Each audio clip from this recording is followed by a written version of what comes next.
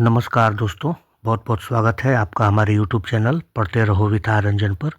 आज हम लोग एडुटेरिया का बिहार एसएससी सीजीएल 4 का जो प्रैक्टिस बुक है उसमें से हम लोग प्रैक्टिस सेट 13 का जीके जीएस का जो सेक्शन है उसको हम लोग डिस्कस करेंगे। बाकी सेट नंबर 1 से सेट नंबर 12 तक सारे जीके जीएस का सेक्शन हम लोगों ने पहले के वीडियोज़ में डिस्कस कर दिया है, आप लोग चैनल पर देख सकते हैं। ठीक है, पहला प्रश्न देखिए, निम्नलिखित प्रकार के मेघों में से कौन से आकाश में उच्चतम स्तर में दिखाई देते हैं। तो उच्चतम स्तर में दिखाई पड़ने वाले जो मेघ हैं उनको हम लोग पक्षाव कपासी कहते हैं।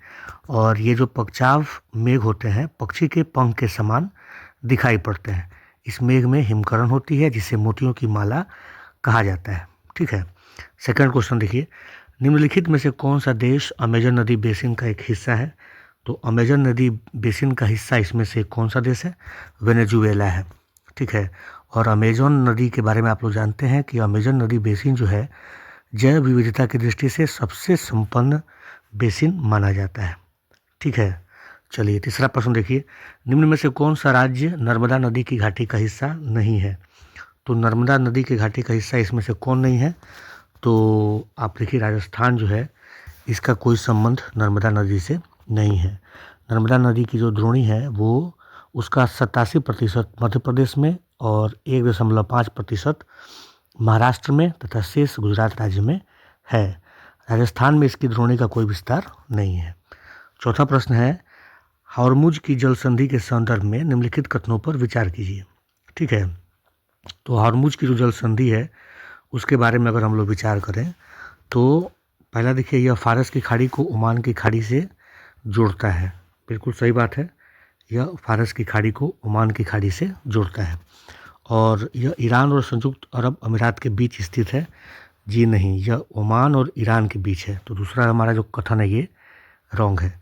यह दुनिया के सबसे महत्वपूर्ण तेल चोक पॉइंट्स है क्योंकि तेल की बड़ी मात्रा जल संधि के द्वारा प्रवाहित होती है। बिल्कुल सही बात है। तो हमारा जो कथन सत्य हो जाएगा वो 1 और 3 यानी कि ऑप्शन हमारा सी जो है करेक्ट हो जाएगा।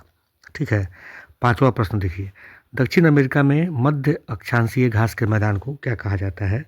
तो दक्षिण अमेरिका में मध्य अक्षांशीय घास के मैदान को पंपास के नाम से हम लोग जानते हैं।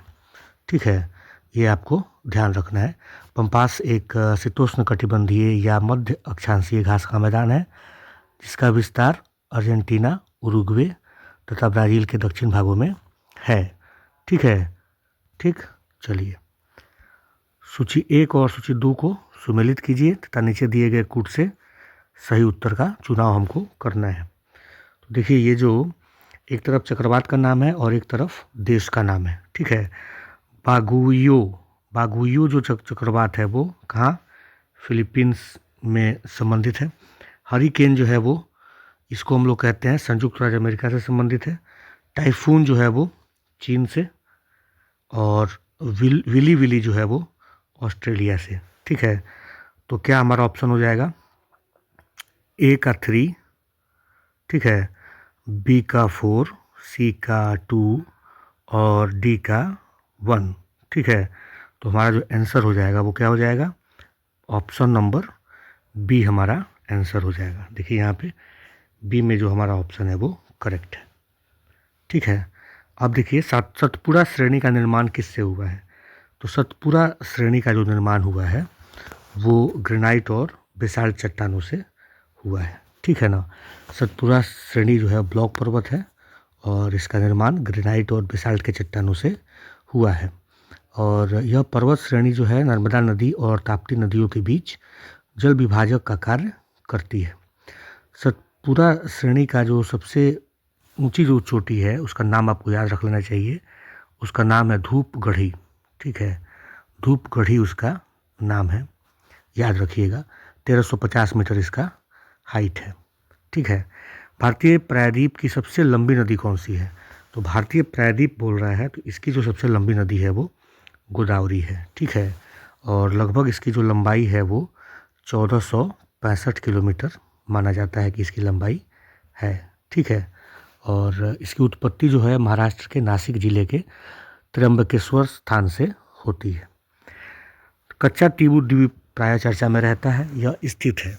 तो कच्छातीवु जो द्वीप है वो स्थित है कहाँ पे? पाक जलडमरू मध्य में स्थित है। ठीक है, तो इसका जो आंसर हो जाएगा डी हो जाएगा। ठीक है, और यह 1976 तक यह जो कच्छातीवु द्वीप था वो, ये जो क्षेत्र था वो भारत और श्रीलंका के बीच विवादित विषय रहा था। ठीक है, यह द्वीप श्रीलंका और रामेश्वरम के बीच 285 एकड़ क्षेत्र में स्थित है, जो पाक जलडमरू मध्य के अंतर्गत आता है। ठीक है ना। 1974 में भारत ने सशर्त समझौते के तहत इस द्वीप के स्वामित्व को श्रीलंका को सौंप दिया। ठीक है, प्रधानमंत्री मोदी जी ने इस द्वीप के बारे में चर्चा की थी, इसलिए ये प्रश्न जो है बन सकता है। गंगा नदी के दक्षिण में इसकी सहायक नदी सोन के आसपास का क्षेत्र प्राचीन काल में किस नाम से जाना जाता था? तो ये मगध के नाम से जाना जाता था, जो हम लोग पहले से जानकारी हम लोगों को होगा। ठीक है, मगध साम्राज्य के बारे में ठीक से रिवीजन कर लीजिएगा। इसका संस्थापक कौन है और कैसे कैसे अलग अलग वंश यहाँ आए और उन्होंने अपने राज्य का विस्तार किया। तो यहाँ से प्रश्न बनता है, बहुत इम्पोर्टेंट ये टॉपिक। हड़प्पा सभ्यता में लोगों द्वारा किए जाने वाले आयात के संदर्भ में सूची 1 को सूची 2 से सुमेलित कीजिए और नीचे दिए गए कूट का प्रयोग करके सही उत्तर का चयन करना है। ठीक है, तो देखिए तांबा जो है वो कहाँ से आयात होता था? तो तांबा जो है आयात होता था राजस्थान से। ठीक है ना। टीन का आयात होता था गुजरात से। सोना का आयात होता था कहाँ से? कर्नाटक से। और बहुमूल्य पत्थर का आयात होता था अफगानिस्तान से। ठीक है, तो ए का 3, बी का 2, सी का 4 और डी का 1। तो ये ऑप्शन नंबर ए जो है हमारा करेक्ट हो जाएगा। कोई दिक्कत? मौर्य वंश में 3 महत्वपूर्ण राजा हुए। इन राजाओं का सही वंशानुक्रम निम्नलिखित में से कौन सा है? ठीक है, तो मौर्य वंश में जो राजाओं के हम लोग क्रम अगर लगाएंगे तो देखिए मौर्य वंश में सबसे जो पहले जो आएगा चंद्रगुप्त, फिर अशोक, नहीं चंद्रगुप्त के बाद बिंदुसार, फिर अशोक। ठीक है, चंद्रगुप्त, अशोक, बिंदुसार और अशोक। ठीक है, तो डी हमारा आंसर करेक्ट हो जाएगा। बौद्ध स्मारकों के संदर्भ में कौन सा कथन असत्य है? ठीक है, असत्य बताना है। स्तूप अर्धगोलाकार बड़े स्मारक होते थे और इनके भीतर बुद्ध या बौद्ध भिक्षुओं के अस्थि अवशेष रखे जाते थे।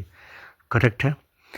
स्तूपों के समीप विहार होते थे जहाँ भिक्षु रहते थे। ये भी करेक्ट है। अमरावती का स्तूप व्यापारियों तथा भूस्वामियों द्वारा दिए गए दान से बना था। ये भी करेक्ट है। बौद्ध विहार नगरों से दूर बनाए जाते थे। नहीं, ये असत्य है। ठीक है, नगर से दूर नहीं बल्कि नगरों में ही बनाए जाते थे। ठीक है, तो डी जो है हमारा कथन असत्य है। तो डी हमारा आंसर हो जाएगा। ठीक है, डी हमारा आंसर हो जाएगा। 14वां प्रश्न देखिए, दिल्ली सल्तनत के शासकों के वंश को सही कालानुक्रम व्यवस्थित करें। ठीक है, तो दिल्ली सल्तनत में अगर हम लोग देखेंगे तो सबसे पहले तुर्की शासक 1206 से 1290, उसके बाद खिलजी वंश 1290 से 1320, तुगलक वंश 1320 से 1414, सैयद वंश 1414 से 1451। तो कालानुक्रम ये दिया ही हुआ है, तो 1 2 3 4 सी हमारा आंसर हो जाएगा। ठीक है, महमूद गजनी के संरक्षण में रहने वाले कवि फिरदौसी की पुस्तक का नाम क्या है? तो फिरदौसी ने जो पुस्तक लिखा था उसका नाम है शाहनामा। ठीक है, ध्यान रखिएगा। चलिए आगे बढ़ते हैं। 14 जून सन 1947 को कांग्रेस के दिल्ली अधिवेशन में भारत के विभाजन का प्रस्ताव स्वीकृत हुआ। इस अधिवेशन के अध्यक्ष कौन थे? ठीक है, तो इस अधिवेशन के जो अध्यक्ष थे वो आचार्य JB कृपलानी थे। ठीक है ना, आचार्य JB कृपलानी। ठीक है, और यह प्रस्ताव जो है गोविंद बल्लभ पंत ने प्रस्तुत किया था और इसका समर्थन मौलाना अबुल कलाम आज़ाद ने किया। ठीक है, और नवंबर 1947 में JB कृपलानी ने कांग्रेस के अध्यक्ष पद से त्यागपत्र दे दिया था और कृपलानी के त्यागपत्र के बाद डॉक्टर राजेंद्र प्रसाद कांग्रेस के अध्यक्ष बने थे। ठीक है, चलिए रैयतवाड़ी व्यवस्था के संदर्भ में निम्नलिखित कथनों में से कौन सा सही है? ठीक है। तो कौन सा सही है पूछ रहा है, सरकार और किसान के बीच कोई भी बिचौलिया ना रहा। सही है भाई। ठीक है। गांव के समूह पुराने जमींदारों के अधीन रहे। नहीं, गलत बात है। जमींदारों को जमीन पर वंशगत अधिकार दिए गए। नहीं, इनकरेक्ट है। सरकार का हिस्सा सदा के लिए निश्चित कर दिया गया। ये भी गलत है। ठीक है। ये 30 साल तक के लिए निश्चित किया गया था। तो पहला ही हमारा जो स्टेटमेंट है वो करेक्ट है कि सरकार और किसान के बीच कोई बिचौलिया नहीं रहा। ठीक है। समाज सुधारक ज्योतिबा फूले से संबंधित कथनों में से कौन सा असत्य है। ठीक है। तो समाज सुधारक ज्योतिबा फूले से अगर हम लोग बात करें तो ज्योतिबा फूले कौन सा असत्य पूछ रहा था। ज्योतिबा फूले ने 1873 ईस्वी में सत्यशोधक समाज की स्थापना की थी। बिल्कुल की थी। ज्योतिबा फूले ने पुरोहितों के बिना विवाह समारोह संपन्न कराने की प्रथा चलाई। सही बात है। 1848 ईस्वी में निम्न जातियों की कन्याओं के लिए उन्होंने स्कूल खोला। ये भी सही है। ज्योतिबा फूले ब्राह्मणों की प्रभुता के समर्थक थे। नहीं, ये स्टेटमेंट जो है हमारा असत्य है। ठीक है ना। तो यही हमारा डी जो है आंसर हो जाएगा। ठीक है। 19वां प्रश्न देखिए। समुद्रगुप्त के संदर्भ में निम्नलिखित कथनों पर विचार कीजिए। ठीक है। इलाहाबाद अधिवेशन अभिलेख से समुद्रगुप्त के बारे में तथा इसके विजयों के बारे में जानकारी मिलती है। बिल्कुल मिलती है। ठीक है। और समुद्रगुप्त राजा बनने के पश्चात दिग्विजय के लिए निकला। ये भी करेक्ट है भाई। समुद्रगुप्त को बीड़ा बजाते हुए गुप्तकालीन सिक्कों पर दर्शाया गया है। करेक्ट है, तीनों करेक्ट है। इनमें से सभी आंसर हो जाएगा। 1784 ईस्वी के पिट्स इंडिया एक्ट के संबंध में कौन सा कथन असत्य है। ठीक है। तो इसके तहत ब्रिटिश सरकार का कंपनी के मामलों तथा उसके भारतीय प्रशासन पर नियंत्रण हो गया। बिल्कुल हो गया। ठीक है। करेक्ट है। इस एक्ट के तहत बोर्ड ऑफ कंट्रोल का गठन किया गया। करेक्ट है भाई साहब। इस कानून ने बम्बई और मद्रास प्रेसिडेंसियों को युद्ध, कूटनीति और राजस्व के मामले में निर्णय लेने के लिए स्वतंत्र कर दिया। नहीं किया। ये असत्य है। इस कानून ने भारत के शासन को गवर्नर जनरल तथा उसके 3 सदस्यों वाली परिषद के हाथों में दे दिया। करेक्ट है। तो हमारा आंसर हो जाएगा सी जो है असत्य है। ठीक है। और रेगुलेटिंग एक्ट जो था ना आपका, उसके दोष और उसके थोड़ा सा उसको ठीक करने के लिए 1784 में एक कानून बनाया गया जिसको पिट्स इंडिया एक्ट कहा जाता है। और बम्बई और मद्रास प्रेसिडेंसी को युद्ध, कूटनीति और राजस्व के मामलों में बंगाल के अधीन कर दिया गया। ठीक है ना। तो ये जो सी नंबर सेंटेंस है वो गलत है। किस आंदोलन के दौरान गांधी जी ने कहा, हम या तो भारत को स्वतंत्र बनाएंगे या इस प्रयास में मारे जाएंगे, मगर हम अपनी पराधीनता को जारी देखने के लिए जीवित नहीं रहेंगे। ठीक है। तो महात्मा गांधी जो है वो भारत छोड़ो आंदोलन के समय इन्होंने ये बात कही थी। आप लोगों को इनका फेमस नारा भी याद होगा, डू और डाई, करो या मरो। ठीक है। तो इसका आंसर हो जाएगा टी। बजट 2025-26 में घोषित नई सरकारी योजना, इसमें से बताना है कौन है। तो प्रधानमंत्री धन धान्य कृषि योजना ये है। गिग वर्कर्स के लिए सामाजिक सुरक्षा योजना, स्वामी फंड 2, सक्षम आंगनबाड़ी और पोषण 2.0, अटल टिंकरिंग लैब्स, नहीं, अटल टिंकरिंग लैब्स जो है वो ये इसकी बात नहीं है। ठीक है ना। अटल टिंकरिंग लैब्स जो है वो इस बार के नई सरकारी योजना में घोषित नहीं है। तो हमारा हो जाएगा 1 2 3 4, 1 2 3 4, सी आंसर हमारा हो जाएगा। चलिए, संयुक्त अरब अमीरात ने ब्लू वीज़ा प्रणाली का पहला चरण शुरू किया है जिसका उद्देश्य पर्यावरणीय स्थिरता में योगदान देने वाले व्यक्तियों को प्रदान करना है। इस वीज़ा के तहत कितने साल का निवास परमिट है। तो इस वीज़ा के तहत जो है 10 साल का निवास परमिट है। ठीक है। और इस पहल का नेतृत्व जो है जलवायु परिवर्तन और पर्यावरण मंत्रालय द्वारा संघीय पहचान, नागरिकता, सीमा शुल्क और बंदरगाह सुरक्षा प्राधिकरण के सहयोग से किया जा रहा है। ठीक है। और ये 10 साल के लिए निवास का परमिट है और इसका उद्देश्य है कि पर्यावरणीय स्थिरता में योगदान देने वाले व्यक्तियों को यह दिया जाएगा ब्लू वीज़ा। ठीक है। उसके बाद देखिए गूगल ने भारत में अपना सबसे बड़ा कैंपस किस नाम से शुरू किया है। तो गूगल ने अपना सबसे बड़ा जो कैंपस शुरू किया है अनंत नाम से शुरू किया है, ठीक है। और बेंगलुरु में महादेवपुरा में यह स्थित है, ठीक है ना। कोई दिक्कत? चलिए आगे बढ़ते हैं। दोस्तों वीडियो को लाइक ज़रूर कर दीजिएगा, अपने दोस्तों तक शेयर कर दीजिएगा ताकि मैं और मेहनत करूं और आपके लिए और नए नए सेट्स यहाँ उपलब्ध करवाता रहूं, ठीक है।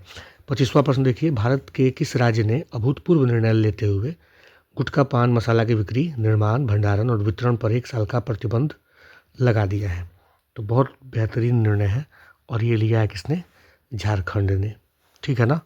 चलिए, बिहार सरकार ने करमचट डैम के बगल में राज्य का सबसे बड़ा पार्क बनाने की घोषणा की है। यह डैम बिहार के किस जिले में अवस्थित है? तो यह जो डैम है ये रोहतास जिले में अवस्थित है, ठीक है ना। चलिए, तमु लोहसर त्यौहार जो गुरुंग समुदाय द्वारा मनाया जाने वाला एक महत्वपूर्ण त्यौहार है, यह किस देश से संबंधित है? तो यह जो त्यौहार है वो नेपाल में लोग मनाते हैं, ठीक है। करंट अफेयर्स के सारे प्रश्न हैं, याद रखिएगा, ठीक है ना। चलिए आगे बढ़ते हैं हम लोग। स्वर्णार्ध विजन 2047 को किस राज्य सरकार द्वारा एक दीर्घकालिक रोडमैप के रूप में मान्यता प्रदान किया गया है? तो स्वर्णार्ध विजन 2047 शुरू किया गया है किनके द्वारा? आंध्र प्रदेश राज्य के द्वारा। इसका उद्देश्य है गरीबी उन्मूलन, रोजगार और कौशल विकास का सृजन और जल और कृषि सुरक्षा, ठीक है। सीबीआई द्वारा डिजिटल अरेस्ट स्कैम्स के खिलाफ किस नाम से ऑपरेशन चलाया जा रहा है? तो सीबीआई के द्वारा जो चलाया जा रहा है ऑपरेशन चक्र 5, ठीक है। चलिए, और भी बहुत सारे ऑपरेशन सब याद रखिएगा, जैसे Operation Sindoor, Operation Brahma, Operation Devil Hunt, Operation Sadbhav, सब याद रखना है आप लोगों को, बहुत ज़रूरी रहेगा वो सब एग्जाम के देखते हुए। विकलांग व्यक्तियों के लिए किस राज्य केंद्र सरकार ने कुनस्योम योजना शुरू की है? तो यह जो योजना शुरू की है वो लद्दाख ने शुरू की है, ठीक है। लद्दाख ने शुरू की है और इसके तहत विकलांग व्यक्तियों को 90% सब्सिडी पर सहायक उपकरण और तकनीक उपलब्ध कराने हेतु यह योजना शुरू की गई है। 31वां प्रश्न देखिए, जून 2025 को मगरमच्छ संरक्षण परियोजना के कितने वर्ष पूरे हो रहे हैं? तो जून 2025 में मगरमच्छ संरक्षण परियोजना के 50 वर्ष शुरू कंप्लीट हो गए। यह जो है आपका 1975 में शुरू किया गया था, ठीक है ना। UNDP यानी कि संयुक्त राष्ट्र विकास कार्यक्रम और भारत सरकार के खाद्य एवं कृषि संगठन भी इसमें शामिल थे, ठीक है। और ये शुरू हुआ था 1975 में उड़ीसा में। उड़ीसा एकमात्र ऐसा राज्य है जहाँ मगरमच्छ की तीनों प्रजातियाँ यानी कि घड़ियाल मगरमच्छ और खारे पानी का मगरमच्छ तीनों वहाँ पर पाया जाता है, ठीक है। 32वां प्रश्न देखिए, जून 2025 में नई दिल्ली में आयोजित इंटरनेशनल बिग कैट अलायंस की पहली बैठक में इंटरनेशनल बिग कैट अलायंस के अध्यक्ष कौन चुने गए? तो ये चुने गए हमारे देश के जो केंद्रीय पर्यावरण और वन एवं जलवायु परिवर्तन मंत्री हैं भूपेंद्र यादव जी, उनको यहाँ पर चुना गया था। हाल ही में कहाँ भारत के सबसे बड़े Gatishakti multi modal cargo terminal का उद्घाटन किया गया है? तो ये किया गया है मानेसर हरियाणा में, ठीक है ना। मानेसर हरियाणा में किया गया है, ठीक है। सबसे बड़े Gatishakti multi modal cargo terminal का उद्घाटन किया गया है जो लगभग 45 एकड़ में बनाया गया है और मानेसर जो है वो हरियाणा में है, ये भी आपको ध्यान रखना है। आगे देखिए, ऑपरेशन मिडनाइट हैमर एक गुप्त और हाई रिस्क वाला मिशन था जो हाल के दिनों में खूब सुर्खियों में है।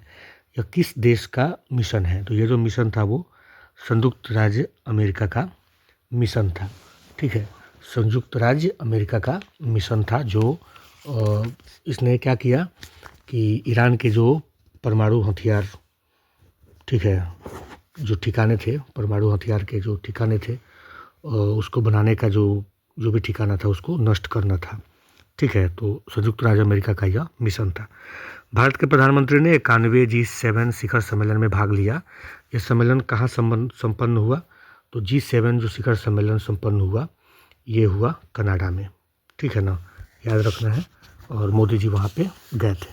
हाल ही में जारी क्यूएस वर्ल्ड यूनिवर्सिटी रैंकिंग 2026 में कौन सा भारतीय संस्थान शीर्ष पर रहा? तो क्यूएस वर्ल्ड यूनिवर्सिटी रैंकिंग में हमारे देश का जो आईआईटी दिल्ली है वो शीर्ष पर रहा। ठीक है, आईआईटी दिल्ली को जो रैंक मिला वो पोजीशन 123वां मिला। ठीक है, ये आपको ध्यान रखना है। आईआईटी बॉम्बे 129वें पर, आईआईटी मद्रास 180वें स्थान पे आया है। निम्नलिखित में से किसकी सिफारिश पर केंद्र द्वारा राज्यों को वैधानिक अनुदान दिए जाते हैं? तो ये जो सिफारिश करता है वो कौन करता है? वित्त आयोग करता है। और वित्त आयोग की चर्चा कहाँ है संविधान में? अनुच्छेद 280। ये भी आपको ध्यान रखना है। ठीक है, राष्ट्रपति के द्वारा हर 5वें वर्ष या आवश्यकता अनुसार उससे पहले भी किया जाता है। वित्त आयोग में एक अध्यक्ष होते हैं और 4 अन्य सदस्य होते हैं जिनकी नियुक्ति राष्ट्रपति के द्वारा ही की जाती है। चलिए नेक्स्ट क्वेश्चन देखिए। निम्नलिखित में से कौन सा कार्य भारतीय चुनाव आयोग का नहीं है? तो भारतीय चुनाव आयोग का काम नहीं है राजनीतिक दलों का पंजीकरण, ये काम है। मतदाता सूची तैयार करना, ये काम है। निर्वाचन क्षेत्रों का परिसीमन, ये काम भी है। पंचायतों का चुनाव कराने का काम भारतीय चुनाव आयोग का नहीं है। ये जो पंचायतों का चुनाव होता है इसको राज्य निर्वाचन आयोग कराता है। ठीक है, चलिए आगे बढ़ते हैं। निम्नलिखित में से कौन सा एक पंचशील का सिद्धांत नहीं है? तो पंचशील का जो सिद्धांत है, थोड़ा सा हिस्ट्री में आपको जाना पड़ेगा। और पंचशील का सिद्धांत, ठीक है, क्वेश्चन देख लीजिए एक बार 38। चलिए, तो पंचशील का सिद्धांत में अगर हम लोग देखते हैं तो शांतिपूर्ण सह अस्तित्व है, क्षेत्रीय अखंडता के लिए पारस्परिक सम्मान है, नाभिकीय निवारण ये नहीं है, आंतरिक मामलों में अहस्तक्षेप ये है। तो हमारा आंसर हो जाएगा सी। ठीक है, 40वां प्रश्न देखिए। निम्नलिखित में से कौन सी महत्वपूर्ण विशेषता संघीय सरकार की है? ठीक है, तो संघीय सरकार की जो विशेषता है वो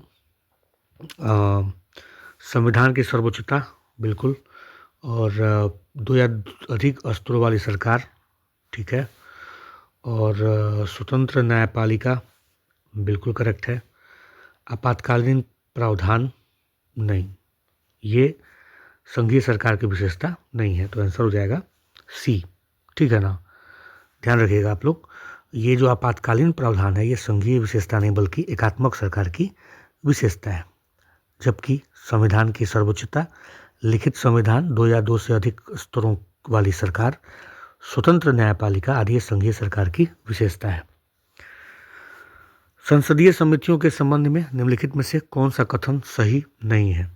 ठीक है, तो संसदीय समितियों या समितियां कानून बनाने में महत्वपूर्ण भूमिका निभाती हैं, बिल्कुल सही बात है भाई साहब।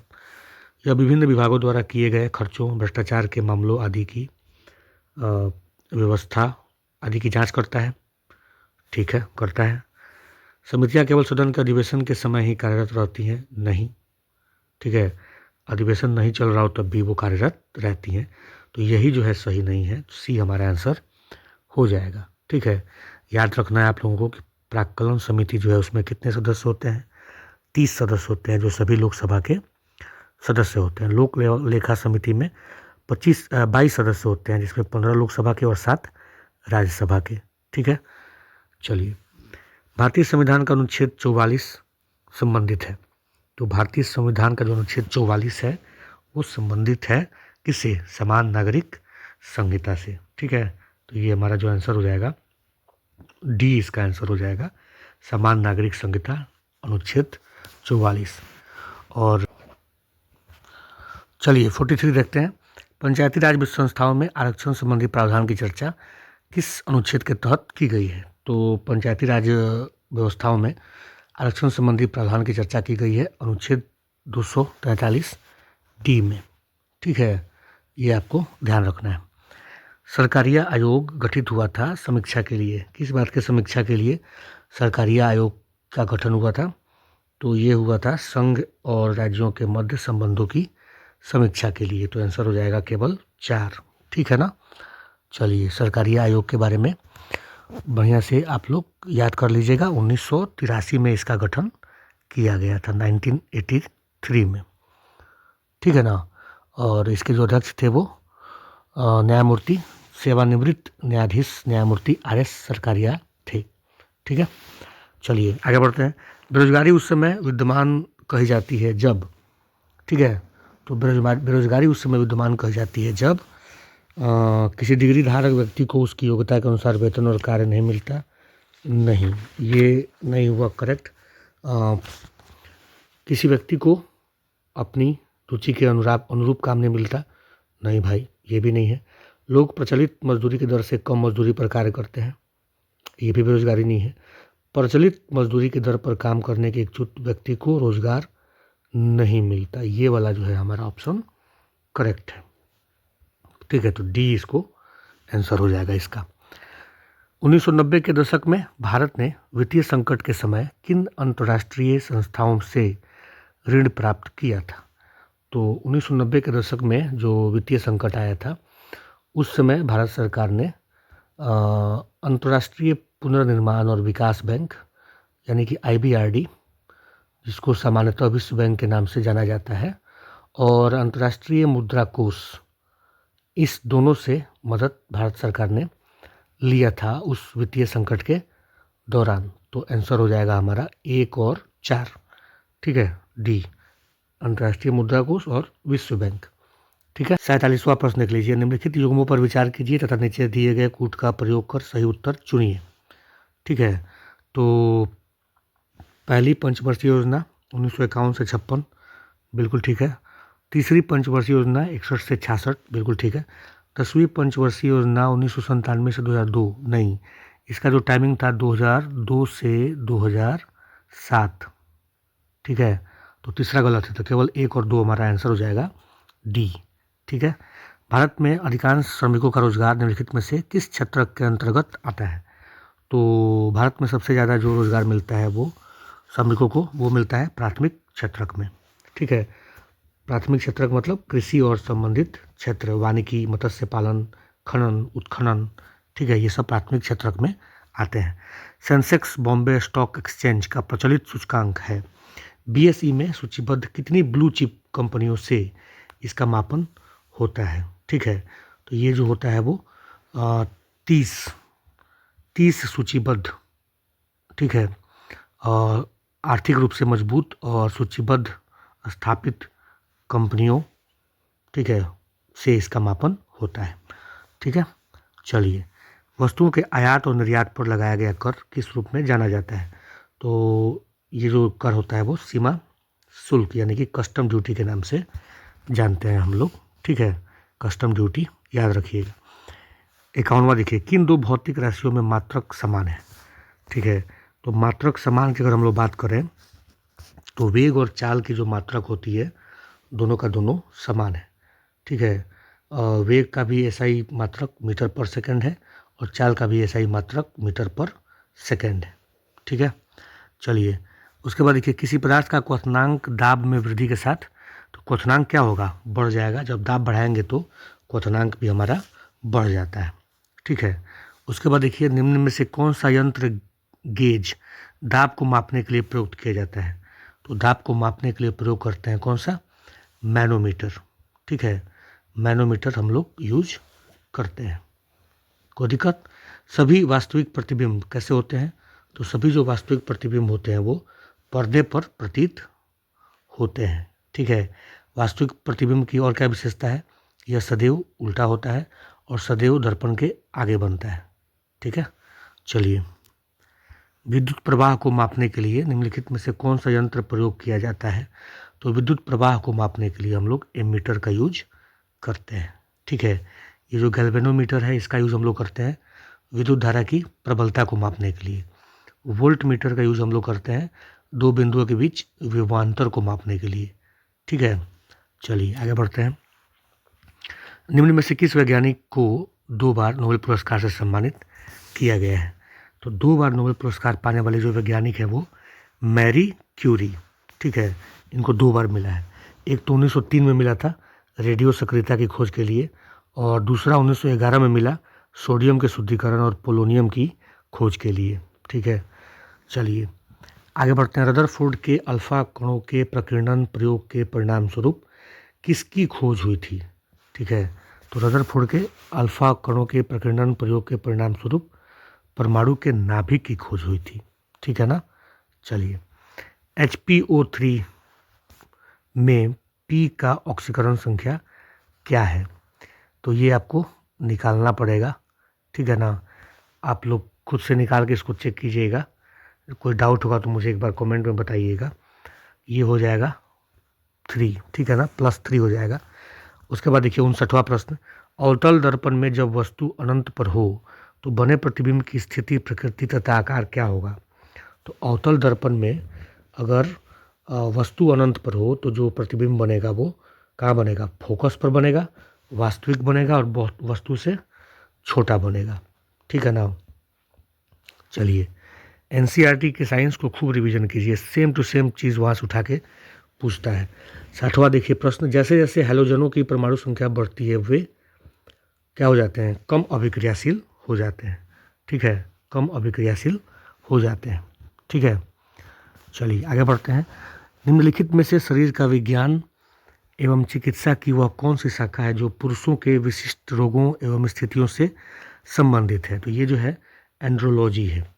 ठीक है, और ये आपको ध्यान रखना है, ये जो है आपका शरीर विज्ञान एवं चिकित्सा की विशिष्ट शाखा पुरुषों के रोगों से संबंधित है। ठीक है, आगे बढ़ते हैं हम लोग। निम्नलिखित में से कौन सी संरचना बैक्टीरिया में माइटोकॉन्ड्रिया का कार्य करती है? ठीक है, तो बैक्टीरिया में माइटोकॉन्ड्रिया का कार्य करने वाली जो संरचना है वो मेसोसोम है।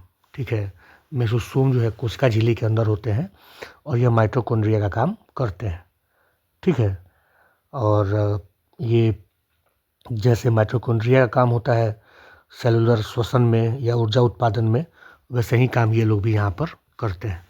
63वां देखिए, निम्नलिखित में से कौन सा मानव गुर्दे का सामान्य कार्य नहीं है?